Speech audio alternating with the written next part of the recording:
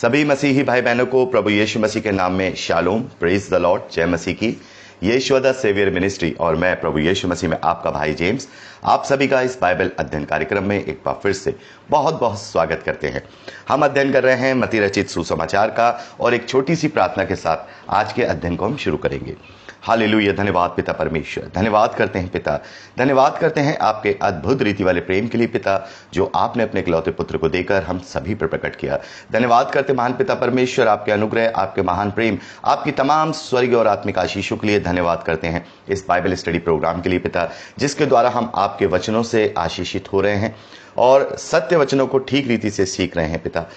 होने दे पिता परमेश्वर, आज की स्टडी में पिता परमेश्वर पवित्र आत्मा हमारी सहायता, मदद और अगुवाई करे, हमें सत्य वचन ठीक रीति से सिखाए ताकि हम आपके ग्रहण योग्य बने और आपके राज्य के लिए बहुत आयत से इस्तेमाल हो सके पिता।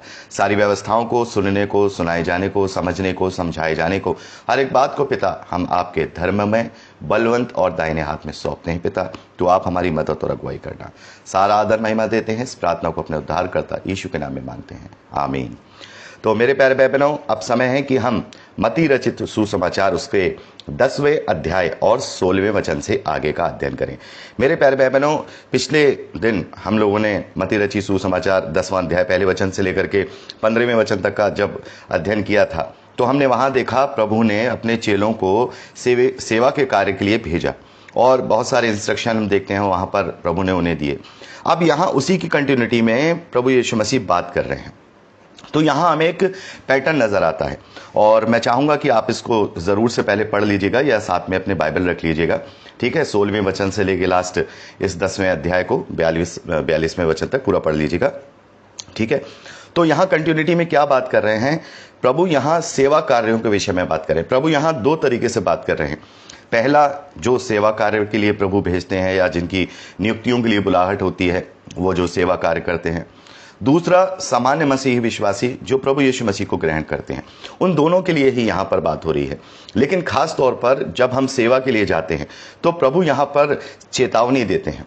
प्रभु कहते हैं, देखो मैं तुम्हें भेड़ों के समान भेड़ियों के बीच में भेजता हूं।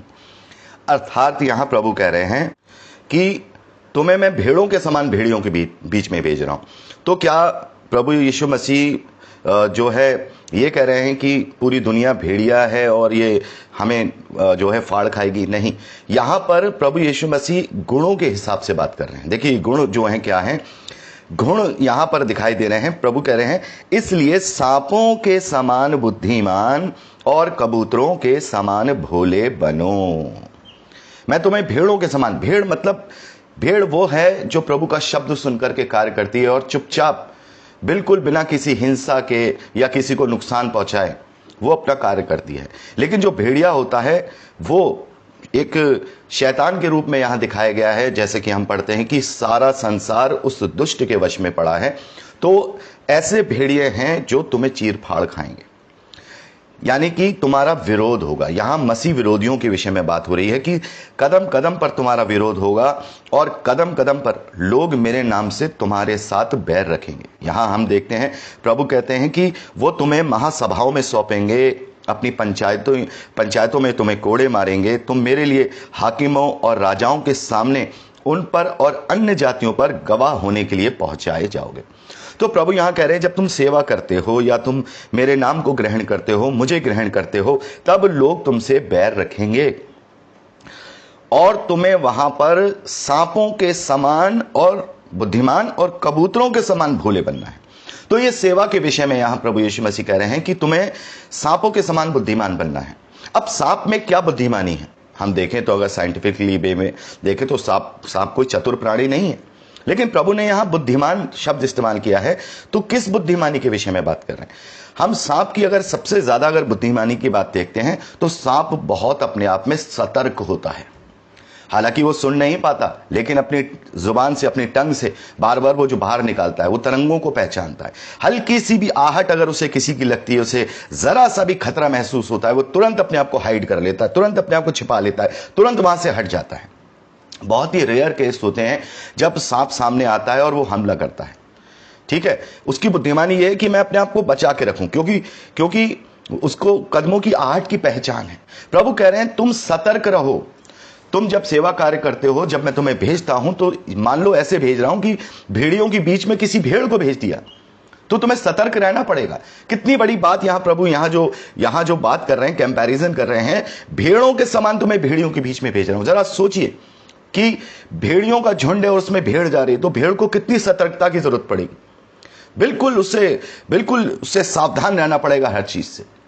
मेरे प्यारे भाई बहनों, बहुत सारे लोग ऐसे होते हैं, बहुत सारे सेवक ऐसे होते हैं जो कहते हैं कि नहीं, हम तो ये करेंगे, हम तो वो करेंगे, हम किसी से डरते नहीं हैं, हमें भय का आत्मा नहीं दिया। बिल्कुल बेशक हमें भय का आत्मा नहीं दिया।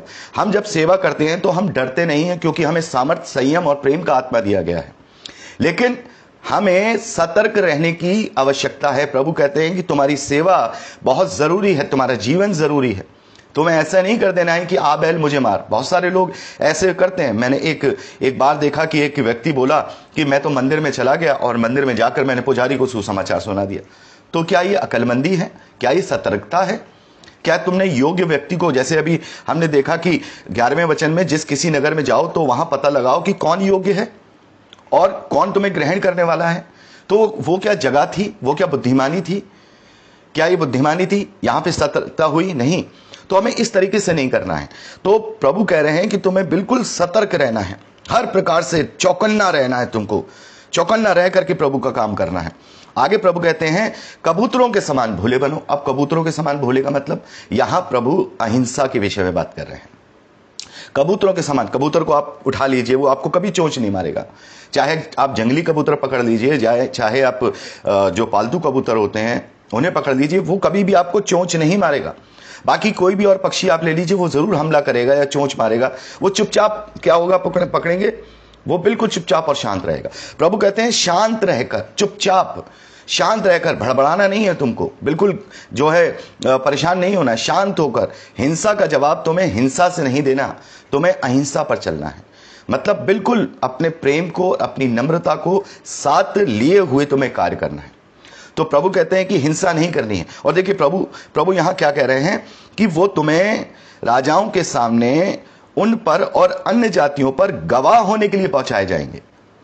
तो गवाह होने के लिए पहुंचाए जाएंगे। आज बहुत सारी जगहों पे उत्पीड़न होता है, बहुत सारी जगहों पे हम देखते हैं कि अरे ये कर लो, ये प्रिकॉशन ले लो, ये कानूनी कार्रवाई कर लो, ये फॉर्म बना लो, ये कर लो।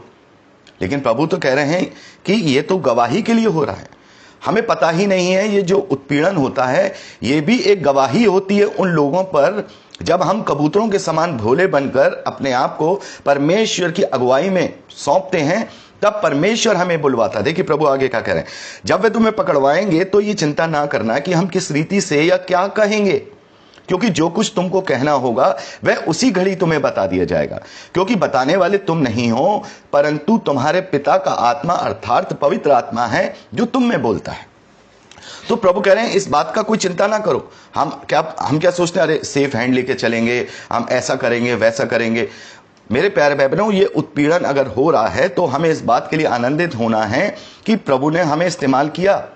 और दूसरी बात, हम गवाह हैं। उसी घड़ी अगर हम पवित्र आत्मा की अधीनता या हम पवित्र आत्मा के चलाए चलते या हम पवित्र आत्मा के द्वारा चुने गए हैं, नियुक्तियों के द्वारा, अगर वो हमारी सेल्फ क्लेम्ड मिनिस्ट्री नहीं है। देखिए बहुत सारी क्या होती है, खुद से ही अपने आप को बोल दिया कि मैं ये हूं, मैं पास्टर हूं, मैं सेवा करना चाहता हूं। लेकिन इफिसियों 4:11 के अंदर वहां हम देखते हैं कि पवित्र आत्मा प्रभु यीशु मसीह के द्वारा कुछ नियुक्तियां की गई हैं, वो केवल परमेश्वर की ओर से होती है और उसकी पहचान होती है। वो खुला स्पष्ट चिन्ह देता है, तब हम समझ जाते हैं कि हमें ये सेवा करनी है।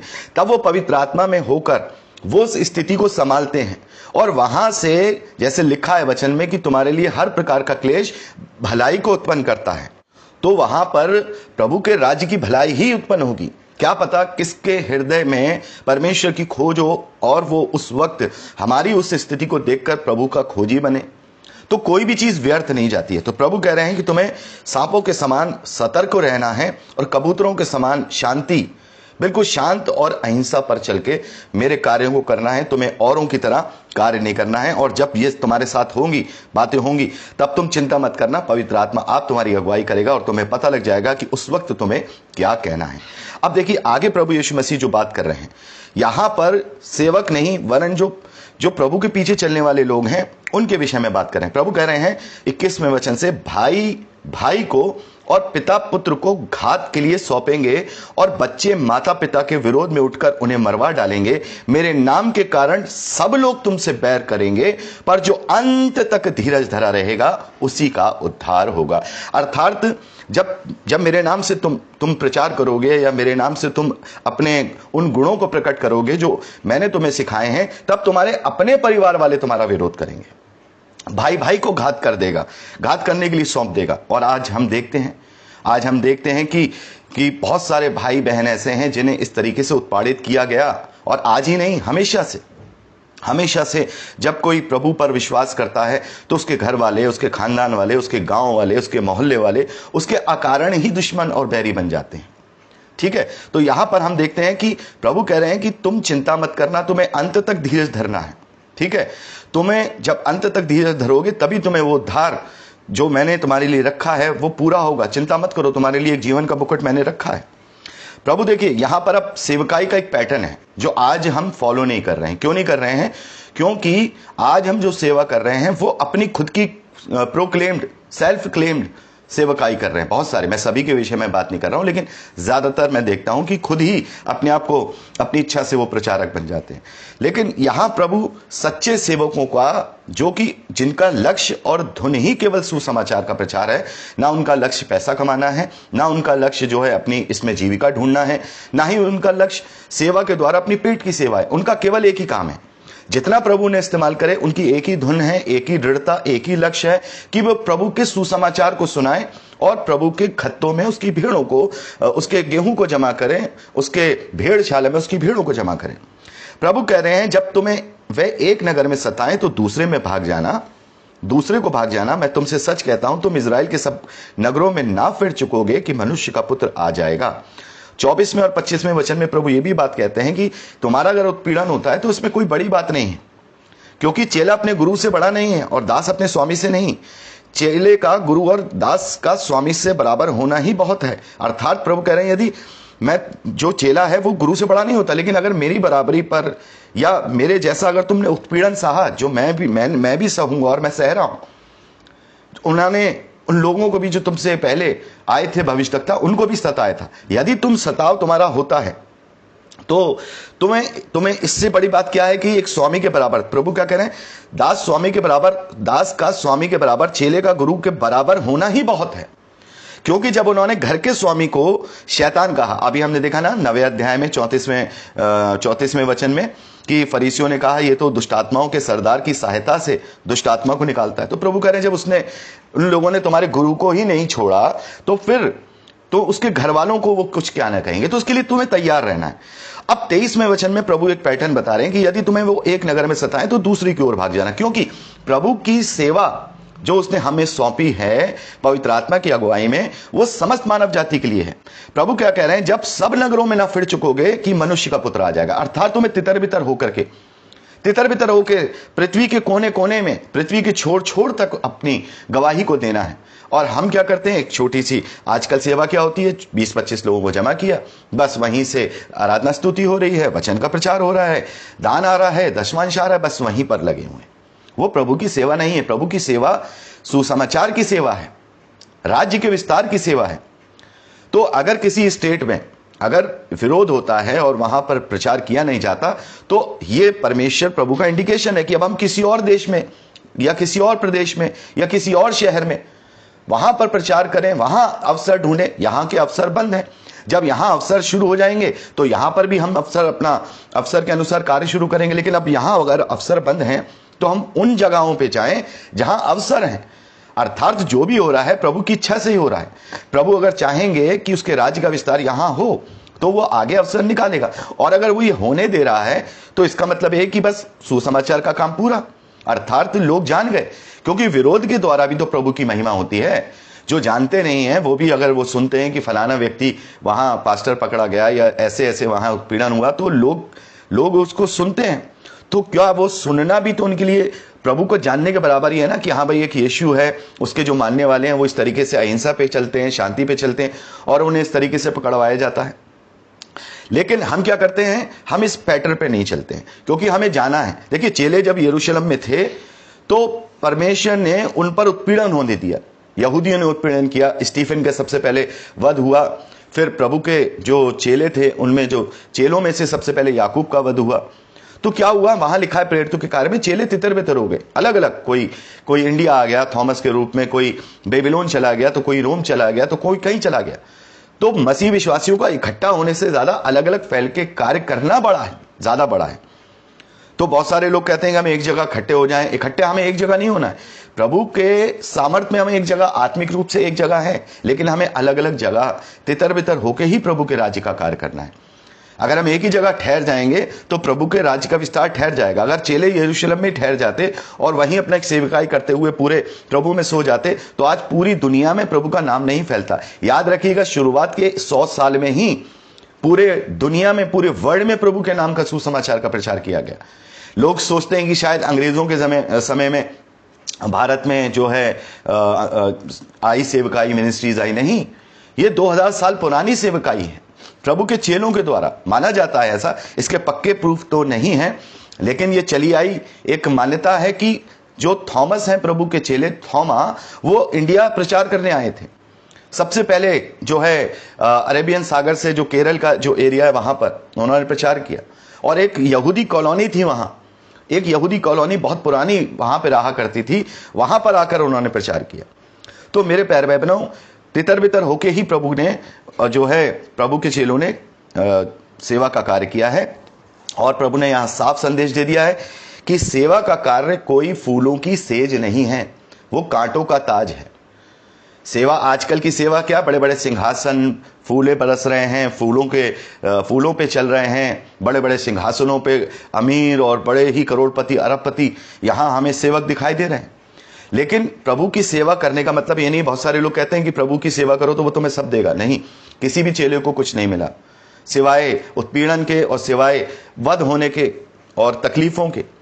तो प्रभु की सेवा तकलीफों को एक्सेप्ट करना है, उनके लिए तैयार रहना है। ये कोई लड्डू नहीं है जिसे पाने के लिए हम सेवा में चले जाएं। जो लोग ऐसा करते हैं प्रभु उनका न्याय करेगा। तो यहां हमने 25वें वचन तक का अध्ययन किया है। अब आगे का अध्ययन अगली रिकॉर्डिंग में करेंगे। परमेश्वर हम सबको आशीष दे।